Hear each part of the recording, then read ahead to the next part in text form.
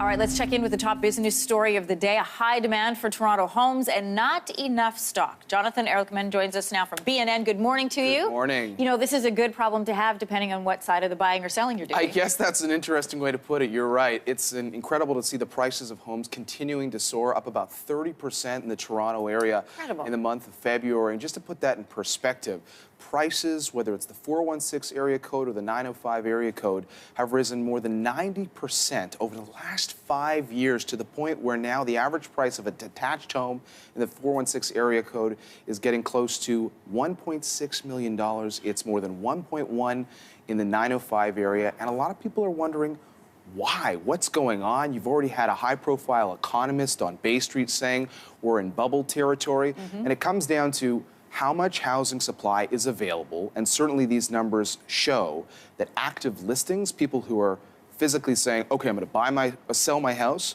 people aren't doing that in big numbers. Those were down about 12% year over year.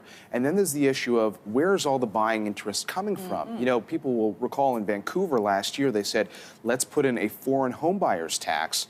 And Vancouver home prices have been hit by that. They were actually down in the month of February. So people are saying, should we bring something like that to Toronto? So my question was, because that happened in Vancouver, are we now seeing that, a result of that, people shifting their money, shifting their buying power here? I think that's a great question. I think the answer is nobody really knows, because people are spinning data all sorts of different ways. Certainly the Toronto Real Estate Board suggests there isn't enough evidence that that's happening. And the City of Toronto has even come out and said, we don't believe there's enough evidence to support that actually being the case, so much that you would introduce a tax like that.